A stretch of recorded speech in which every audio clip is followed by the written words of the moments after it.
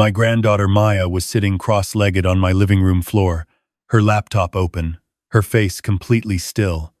Not the kind of still that means nothing is happening. The kind of still that means something is very wrong. She had been that way for 11 minutes. I counted. I had called her over because my son Daniel told me to rest. He said he had already handled everything.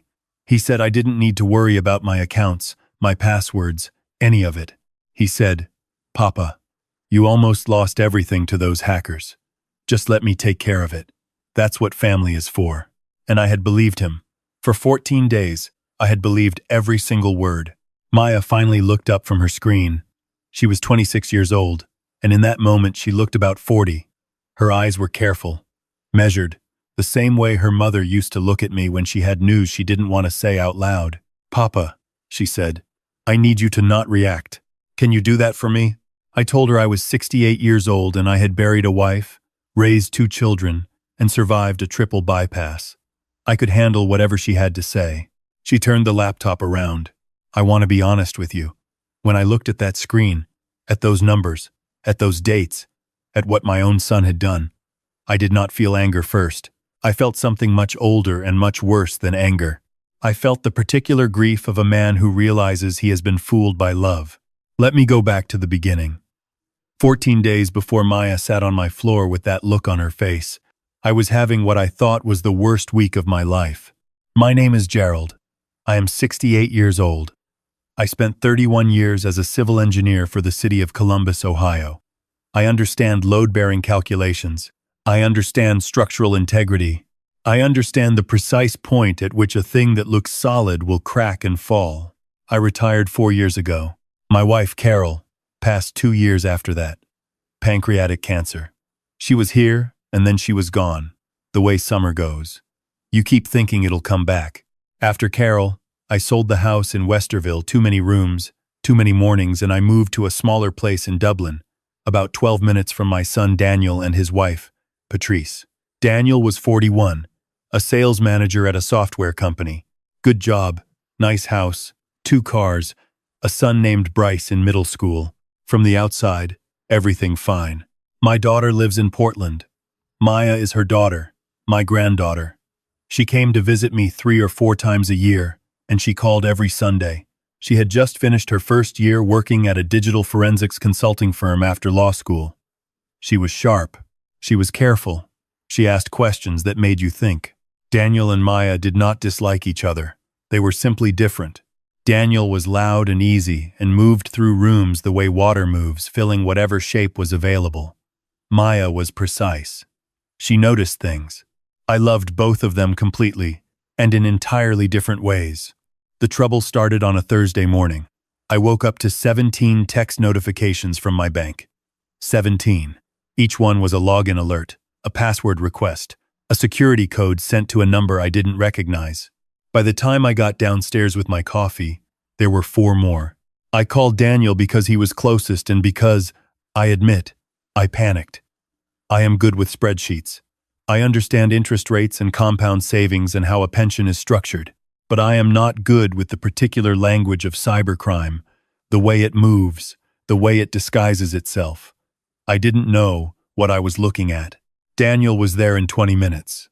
He was calm, professionally calm, the way he was always calm, a quality I had admired in him his whole life, and now I wonder whether I was reading the wrong thing into it. He looked at my phone. He looked at my laptop. He made a few calls, he said, to his IT department at work. He told me this was a sophisticated phishing attack, that someone had gotten partial access to my accounts and was trying to break all the way in. "I need to change everything, Papa," he said. "Every password, your email, your bank, your investment account, all of it. And I need to set up 2-factor authentication on a secure device. Is that okay?" I said yes. Of course I said yes. He was my son. He spent 2 hours at my kitchen table. He was thorough. He showed me each step, explained each one, made me feel like I was part of the process. When he was done, he printed a single sheet of paper with my new login information, sealed it in an envelope, and put it in my desk drawer. "Don't share that with anyone," he said, "and don't change anything without calling me first. These people sometimes try a second wave of attacks. I thanked him. I made him lunch. He kissed me on the head when he left, the way he used to when he was small and I was tall, and I thought, I am lucky. I have a good son. It took me 4 days to realize something was wrong. It started small. I tried to log into my investment account to check a quarterly statement. My password didn't work. I tried twice, then called Daniel. He came over, apologized, said he must have written it down wrong, and reset it again. This time he took the paper he'd given me and replaced it with a new one. 3 days after that, I tried to transfer $400 to my account at the credit union, just moving money around the way I always did, and the transfer failed. I called the bank directly. The woman on the phone told me that the transfer limit on my checking account had been changed to 0. Who changed it? I asked. She said she couldn't tell me over the phone, that I would need to come into the branch. I called Daniel. He said it was probably a security measure triggered by the original intrusion, that the bank's fraud protection had locked down certain features automatically. He said he would go with me to the branch and get it sorted out. But then Bryce had a baseball tournament, and then Patrice needed the car, and then Daniel had a work trip. Always something. On the 8th day, I tried to log into my email to retrieve an old document. The password didn't work. At all. Not even close. I sat at my kitchen table for a long time looking at the forgot password screen, and I thought about Carol, which I do sometimes when I need to think clearly. Carol had a way of seeing through things. She would have called me from the kitchen and said, "Gerald, stop making excuses for what you already know." I called Maya. I didn't tell her everything over the phone. I just said I was having some computer trouble and asked if she could come for a visit.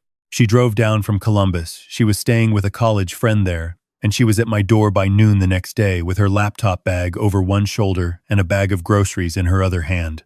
I made coffee. I told her everything from the beginning. The notifications, Daniel coming over, the passwords, the transfer limit, the email, all of it. She listened without interrupting. When I finished, she was quiet for a moment. Then she said, "Can I look at your laptop?" I said yes. She looked at it for 45 minutes before she said anything else. She ran things I didn't recognize, opened windows I had never seen, scrolled through logs that looked like nothing to me but apparently meant something to her. Once she made a small sound under her breath, the kind of sound people make when they find what they were afraid they would find. Finally, she closed the laptop and looked at me. "Papa," she said, "I need you to listen to me very carefully." I told her I was listening. "The hack was real," she said. "Someone did try to access your accounts 11 days ago, but the attack was stopped automatically by your bank's security system before anything was touched. Nothing was compromised. Your original passwords were fine."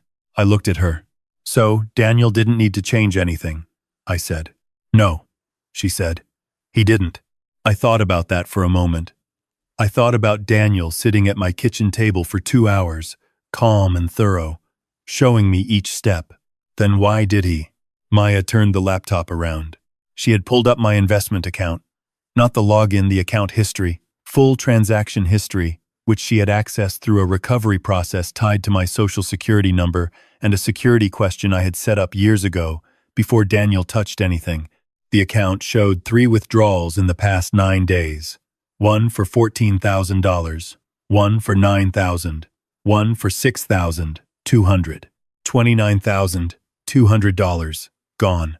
There was also a document request. Someone had contacted the firm that managed my investment account and requested information about updating the beneficiary designation on my account. That request had been made 4 days ago. Whoever made it had asked the firm to mail the forms to a P.O. box I did not recognize. I sat with that for a long time. I am a civil engineer.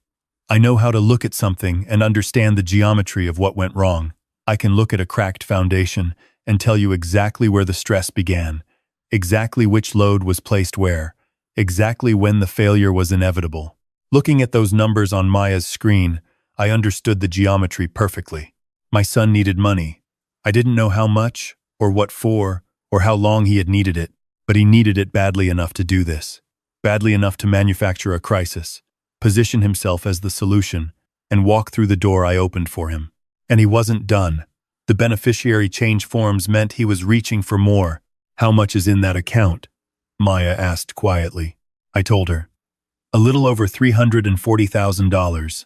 My pension rollover, 31 years of working for the city of Columbus, Carol's life insurance, everything we had saved and protected for decades. Maya closed her eyes briefly. Then she opened them, and she was all business. Here's what we're going to do, she said. The first thing she did, the very first thing, before any conversation about what to do next, was call my bank directly. Not Daniel, not the branch manager, the fraud department. I want to tell you this clearly, because I know that people will wonder why I didn't do it myself sooner. And the honest answer is, Daniel had told me not to call anyone. He had told me any contact with the bank during an active security situation would trigger a lockdown that could freeze my assets for weeks. He had told me calmly and clearly, and I had believed him because he was my son and because fear makes people defer to whoever is standing in front of them. But Maya called. She handed me the phone and I spoke to a fraud specialist named Christine, who had a voice like a nurse professional. Kind, not wasting any time. I told Christine I believed my accounts had been accessed without my authorization by a family member. I told her I wanted all accounts frozen immediately pending investigation. I told her I wanted no changes made to any beneficiary designations without a written request from me, made in person, with photo ID. Christine told me she had noted everything and that a freeze was going into effect within the hour. When I hung up, Maya was already writing things down in a small notebook she carried. Dates, amounts, the P.O. box number, the name of the investment firm. We need to know how he got access to the investment account, she said. That's separate from your bank. He would have needed your account number, your social, and either your password or someone on the inside. That stopped me. Someone on the inside? She looked at me carefully. Do you know your account manager at the investment firm? I did. His name was Robert Holt. I had worked with him for 9 years. He had come to Carol's funeral. He sent me a card on her birthday every year since, which I had always thought was a kindness. Maya said, When was the last time you spoke to him directly? I thought about it. The quarterly statement in March, but that had come by mail. Before that, a phone call in January about adjusting my withdrawal rate. That was the last time I had actually talked to Robert. 4 months ago, I said. Maya wrote that down. She didn't say what she was thinking, but I understood. If someone wanted to request beneficiary change forms, they would need to get through the firm. And if the fraud specialist at the bank needed cooperation from the investment firm to trace those transactions, that cooperation would need to come from someone honest. We needed to know if Robert Holt was honest. Maya made more calls. I made lunch, because I needed something to do with my hands. I made sandwiches and ate about half of mine and sat at the kitchen table while Maya worked the way she worked. Steady, methodical, quiet. By 3 in the afternoon, she had confirmed 3 things. The first was that the P.O. box belonged to a mailbox rental store in Westerville, about 4 miles from Daniel's house. The box was registered under a name I didn't recognize, but the rental was paid with a card connected to an email address that contained Daniel's birth year. The second was that the transaction requests on my investment account had been submitted by phone, not online. Someone had called the firm, provided my account number, my social security number, and my mother's maiden name, the security question answer I had written on a document in my desk. The same desk where Daniel had placed the sealed envelope with my new passwords. The third was that Robert Holt had not processed those requests. A different representative had. Robert had been on vacation for 3 weeks. A substitute had taken his calls.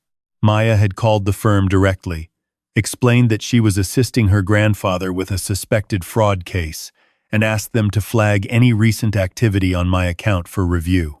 They had, and they had found something else. 48 hours earlier, someone had submitted a request to update my will on file with the investment firm, not the beneficiary designation, but an instruction letter attached to the account that would direct the firm on disbursement preferences in the event of my death. The letter had my name on it. It had what appeared to be my signature, but I had not written it. I had not signed anything. Daniel had been inside my desk. When Maya told me this, I stood up from the kitchen table and walked to the window. My backyard is small, just a patio with a bird feeder and a patch of grass and the fence I put up the first summer after Carol was gone because I needed something to do. I looked at the bird feeder for a long time. Papa, Maya said. I told her I was all right. I told her I just needed a minute. I thought about what Carol would say.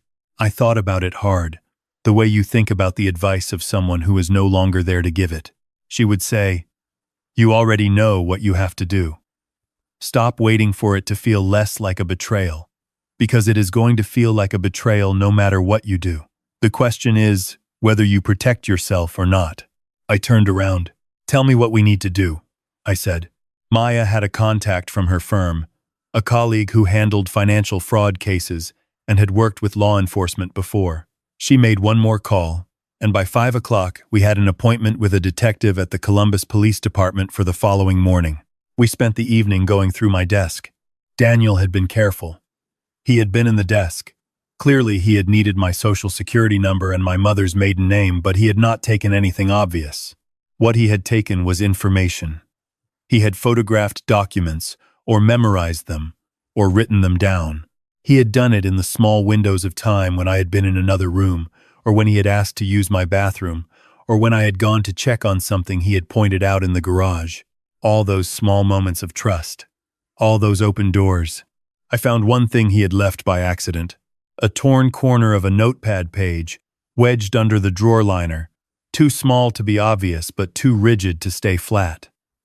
On it was a column of numbers I didn't immediately recognize. Maya looked at it for about 30 seconds. "These are your account numbers," she said. "All 4 of them. Investment account, checking, savings, and the credit union." She paused. He made a list. I held that small piece of paper in my hand. It was the size of a fortune cookie slip.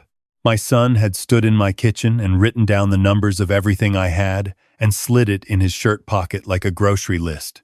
The detective's name was Angela Reyes. She was about 40, direct, and clearly had heard variations of this story before, but she listened to ours completely and without the particular skepticism I had been afraid of.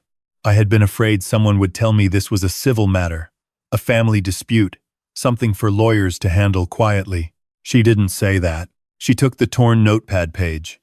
She took the records Maya had pulled, showing the transaction dates and the phone call records from the investment firm. She noted the P.O. box. She asked careful questions about the fake intrusion alert, how Daniel had positioned himself as the solution, how long it had taken before I noticed something was wrong. "Did he ask you to sign anything?" she said. I told her no. That was the one thing he hadn't done yet. "He will," she said. "He still needs the beneficiary change and the will instruction. Those require your signature, or what looks like your signature. He's been forging your handwriting on documents, the ones from the investment firm confirm that. But for anything that goes to probate, he'll want something cleaner. He'll come back." Maya and I looked at each other. Detective Reyes leaned forward slightly. "I'd like to let him come back," she said. "I will not tell you that the next 5 days were easy. They were not. I went through the specific pain of a man who is trying to behave normally with someone he now knows is lying to him." Daniel called twice. I answered both times. I told him the bank situation was still being sorted out. He was sympathetic. He offered to come over and I told him no. The bank had asked me not to have anyone else touch the accounts until the security review was complete. He said that made sense. I cooked. I watched television. I slept badly. Maya stayed at my house, working from my kitchen table during the day, watching old movies with me at night. She brought me coffee in the mornings without being asked, the same way Carol used to. And I did not say anything about that because some things you just hold quietly. On the 5th day, Daniel called and said he had spoken to someone at the investment firm. He said they had reached out to him, as my emergency contact, about a document that needed my signature. I said, "What kind of document?" He said, "Just an updated beneficiary form. Standard stuff. I can come with you to the branch if you want. Make it easier." I told him that would be great. I suggested tomorrow morning, the Gahanna branch, 10 o'clock. He said that worked perfectly. I called Detective Reyes. "I want to tell you exactly what I saw the next morning, because I want you to understand that this is the part I will carry for the rest of my life. I arrived at the branch at 9:45. Detective Reyes had 2 officers already inside, positioned at the back of the room in plain clothes, and a third outside in a car. The branch manager had been briefed the day before. She was cooperative, professional, and, I would learn later, genuinely horrified. Daniel arrived at 2 minutes to 10. He was wearing a jacket and he was smiling. He walked in like a man who had done this before and expected it to go smoothly. The branch manager greeted him. She walked him to a private office. She set a folder of papers on the desk. I walked in behind him. He turned around and his face went through 4 expressions in about 2 seconds. Surprise, understanding, something close to shame, then the careful blankness he used when he was in a meeting and someone had challenged a number. "Papa," he said. "I didn't know you were here already." "I know," I said. Detective Reyes came in.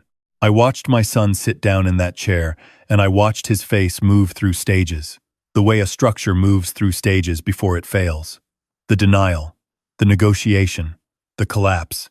He did not try to run. I think, in some way, he had known this was coming. Maybe he had known for a while. Some part of him had been waiting for the geometry to catch up with him. What came out over the next several weeks was worse than what we had found initially, and I will tell you the important parts because you deserve to know the whole shape of it. Daniel owed a significant amount of money, over $90,000, to 2 private lenders, debts he had accumulated over about 2.5 years through a combination of bad business investments and, it turned out, gambling. Not dramatic casino gambling, the quiet kind, sports betting, and online games, the kind that happens in the privacy of your phone and doesn't look like anything from the outside.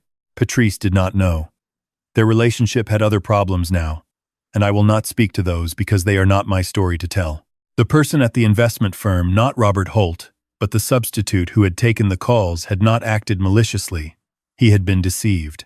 Daniel had constructed a believable story about helping his elderly father navigate a security situation, had provided all the correct account information, and the substitute had followed his normal process without realizing what he was enabling.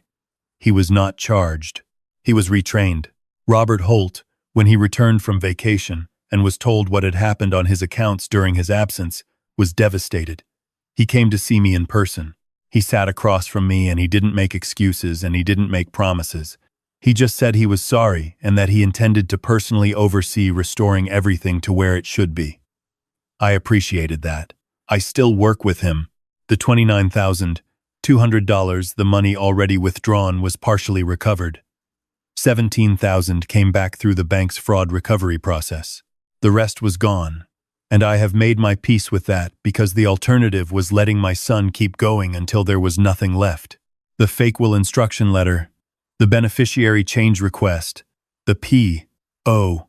box, all of it went to the district attorney. Daniel was charged with financial exploitation of an elderly person, identity fraud, and forgery. His attorney negotiated, as attorneys do. The final outcome was a felony plea and 5 years of supervised probation, a full restitution order, and mandatory financial counseling. He will not go to prison. I have complicated feelings about that, and I will not pretend otherwise. But I am 68 years old, and I do not have the energy to want my son in a cell. What I want is for him to wake up. I do not know if he will. Maya went back to Portland 3 weeks after all of this. The morning she left, we stood in my driveway in the early September light, and she hugged me for a long time. She was her mother's daughter, and she was Carol's granddaughter, and she was my own heart, walking around in the world. "You called the bank yourself," she said, against my shoulder. "That first day, I handed you the phone, but you made the call. You didn't wait for me." I told her I had a good teacher. She laughed a little, and then she got in her car and drove away, and I stood in the driveway for a minute before going inside. I have thought a lot about what I would say to someone going through what I went through. I don't mean the legal specifics, because every situation is different and you need actual professionals for that. I mean the human part. The part where you have to look at someone you love and hold 2 true things at the same time. That they are yours, and that what they did was wrong. That you forgive them in the way you have to forgive to survive, and that you do not forget in the way you cannot afford to forget. The thing Daniel used against me was not my age or my technical knowledge. It was my trust. That is what I am most careful about now. Not my passwords, not my accounts. Those things can be locked and monitored and recovered. Trust is harder to manage. You have to figure out who has earned it and who is borrowing it on your love without ever having done the work. I know the difference now. I always did, I think. I just needed Carol's voice in my head to remind me to believe what I already knew. 3 months after Daniel's plea was finalized, I changed my own passwords for the first time in my life. Not because someone told me to, because I wanted to. I did it myself, sitting at my kitchen table on a Sunday afternoon, with a cup of coffee and a piece of paper I then put in my own locked box. It took me about 40 minutes and I had to reset one of them twice because I forgot the capital letter. But I did it myself. That felt important.